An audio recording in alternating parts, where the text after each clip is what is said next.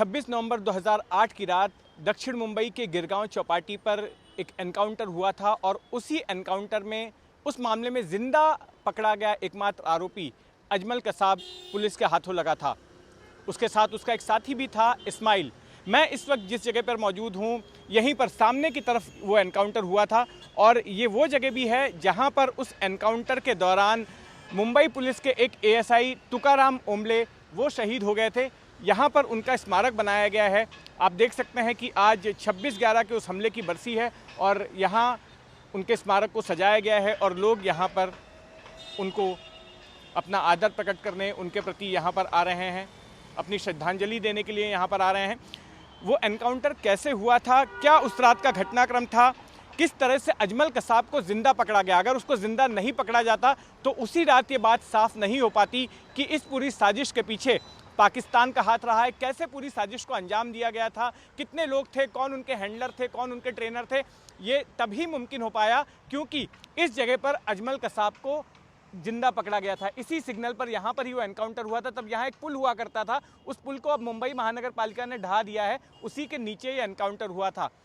तो जो पुलिस की टीम उस एनकाउंटर में शामिल थी, जिन्होंने उस एनकाउंटर को किया था, उस टीम के 2 अधिकारी इस वक्त मेरे साथ में मौजूद हैं। हमारे साथ में हेमंत बावधनकर जी हैं जो अब मुंबई पुलिस से रिटायर हो गए हैं।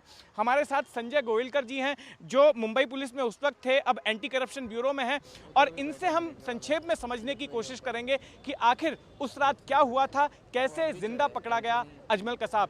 हेमंत जी, सबसे पहले मैं आपसे समझना चाहूँगा कि आप उस रात को यहाँ पर मौजूद थे और आप ही की गोली से अजमल कसाब का जो दूसरा साथी था इस्माइल, वो मारा गया था। क्या कुछ हुआ था उस रात? 26/11 को मेरी नाइट ड्यूटी थी। हमारे सीनियर इंस्पेक्टर नागापराया पमाड़ी, उन्होंने बोला कि फायरिंग चल रही है, आप तुरंत गिरगांव चौपाटी पे जाके नाकाबंदी शुरू कर दीजिए। मैं यहाँ पे पहुँचा। यहाँ पे जो हमारी बीट चौकी है, वहाँ के जो हमारे कांस्टेबल ऑफिसर थे, उनकी मदद से हमने नाकाबंदी शुरू कर दी। थोड़े समय में हमारे संजय गोविलकर जी, भास्कर कदम और उनकी डिटेक्शन स्टाफ वहाँ पे पहुँचे और करीब 12:15 बजे रात को हमको कंट्रोल रूम पे मैसेज आया कि स्कोडा कार में 2 टेररिस्ट है और गिरगांव चौपाटी की ओर आने की गुंजाइश है। तो हमने 2 टीम बनाई। एक टीम हमारे संजय गोविलकर जी, तुकाराम ओम्बले जी और उनके साथियों बैरिकेड के पीछे खड़े हो गए। मैं भास्कर कदम यहाँ पे पुल हुआ करता जब भी, जिसका जिक्र अभी आपने किया, उसके नीचे मैं था, मेरे पीछे भास्कर कदम थे। वो गाड़ी यहाँ पे आई, 50 स्कोडा गाड़ी आई, 50 फीट की दूरी पे वो गाड़ी वहाँ रुकी और हमने उनको सरेंडर होने के लिए इशारा किया, कहा, ज़ोर से चिल्लाए, लेकिन उन्होंने कुछ सुना नहीं। गाड़ी पे उन्होंने वाइपर चालू किए, शावर आया, पानी का शावर दिया और बड़ी तेज हेडलाइट्स लगा के बड़ी तेज़ी से हमारी ओर गाड़ी बढ़ी और उन्होंने देखा कि यहाँ पे अभी आगे बैरिकेड से यहाँ पे 2.5 फीट की रोड डिवाइडर है, यहाँ पे 9 इंच की फुटपाथ है, तो भागने का रास्ता एक ही था, उनको यू टर्न लेके वहाँ भागना था पीछे की ओर। लेकिन वहाँ उनका टर्न बैठा नहीं और जहाँ हम लोग खड़े थे ब्रिज इस जगह पे रोड डिवाइडर के यहाँ पे गाड़ी रुकी। यहाँ पे जो वहाँ पे पुल के 2 ब्रिज के 2 खंबे हुआ करते थे, पिलर्स, वहाँ पे अभी नहीं है वो, लेकिन उधर आके गाड़ी रुकी। मैं ऊपर था, मैंने देखा कि मेरे और गाड़ी के अंदर दोनों के बीच में खाली गाड़ी का जो बॉनेट था उतना ही डिस्टेंस था। मैंने सबको आगाह कर दिया कि ये टेररिस्ट है और आप सतर्क रहो। और बाद में मैं जब अबू इस्माइल की ओर बढ़ा तो उसने फायरिंग किया, तो मेरे पीछे जो भास्कर कदम थे उन्होंने पहले पिस्टल से उन्होंने फायर किया अबू इस्माइल की तरफ।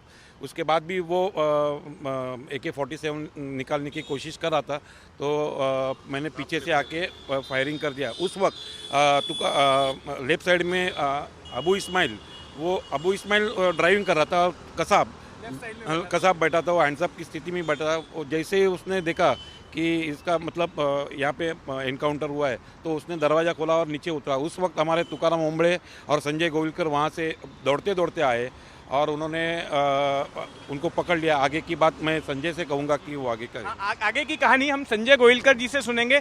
उसके आगे क्या हुआ था, जब कसाब बाहर निकला, दाहिनी तरफ इस्माइल था, आपने जो इस्माइल के ऊपर फायर किया था उसका भेजा उड़ गया था उससे।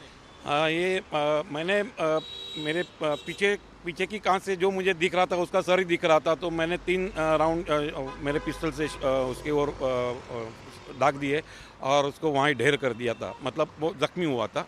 बाद में उसको हॉस्पिटल में लेके गए तब पता चला कि he was dead before admission, ऐसा था।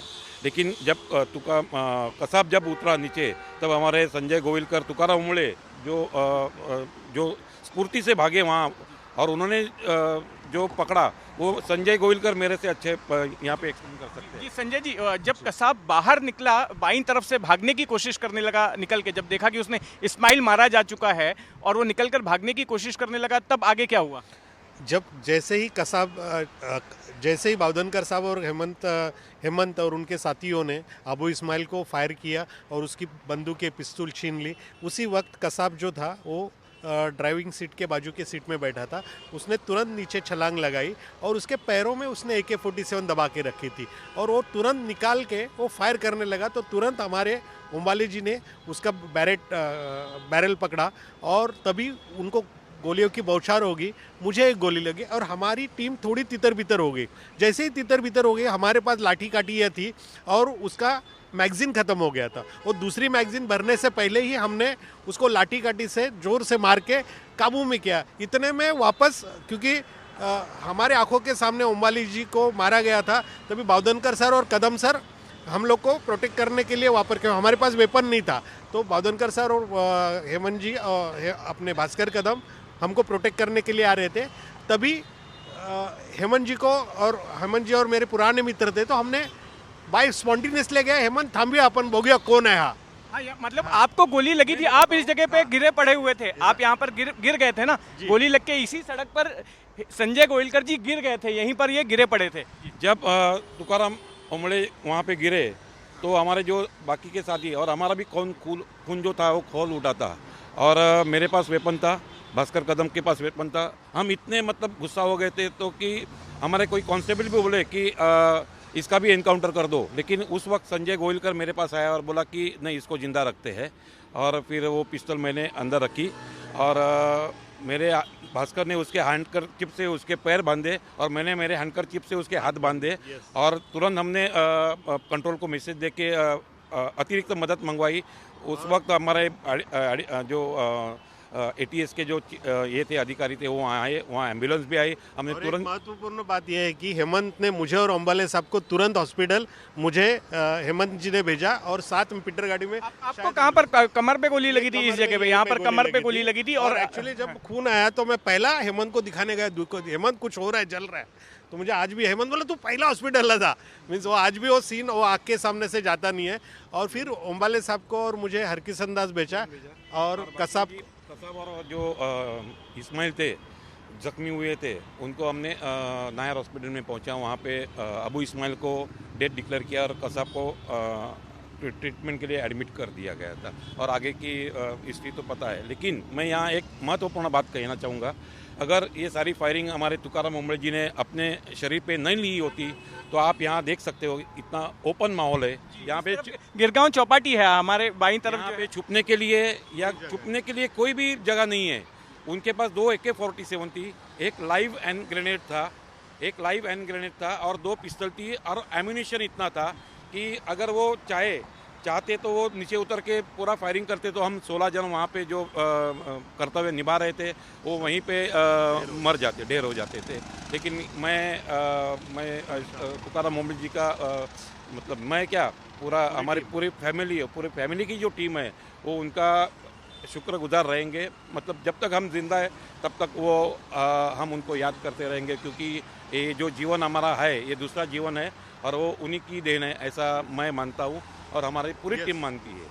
बिल्कुल, देखिए ना केवल आप बल्कि पूरा मुंबई शहर जो है तुकाराम उमले जी का और आपका भी ऋणी रहेगा कि आपने किस तरह से उस रात को अपनी जान पर खेलकर अजमल कसाब को यहाँ पर जिंदा पकड़ा था। क्योंकि अगर वो जिंदा नहीं पकड़ा जाता तो हमें शायद इतनी आसानी से पता नहीं चलता कि पाकिस्तान की उस पूरी साजिश में किस तरह की भूमिका थी और किस तरह से उन लोगों को रिक्रूट किया गया था और किस तरह से तमाम लोग भारत पहुंचे थे और यहाँ पर आके उन्होंने इस तरह के खून खराबे को अंजाम दिया था। जी, महत्वपूर्ण बात कहना चाहूँगा, ये पूरा हमारा जो 14-15 लोगों का टीम था, ये टीम वर्क है। हर एक के नाम मुझे याद नहीं, बट हर मेंबर ने अपनी भूमिका बिना ऑर्डर के, बिना सिर्फ इशारों से ये पूरा ऑपरेशन हुआ था। और सबसे महत्वपूर्ण बात, वो जिंदा रहने से वर्ल्ड का पहला फिदाइन हमलेवर था जिसको हमने जिंदा पकड़ा हमारी टीम ने। ये हमारे लिए बहुत भारत के लिए गर्व की बात है। और उस वजह से पाकिस्तान किस तरह से ऑफिशियली इन्वॉल्व है इस हमले में, ये प्रूव हो गया।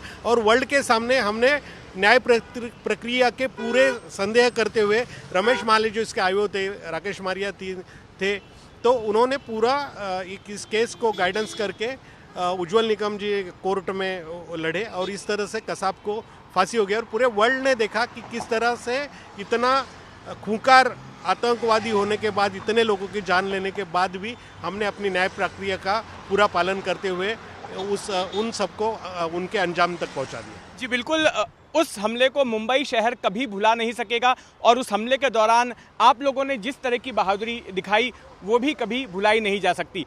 कैमरामैन संदेश बाइकर के साथ जितेंद्र दीक्षित, NDTV, मुंबई।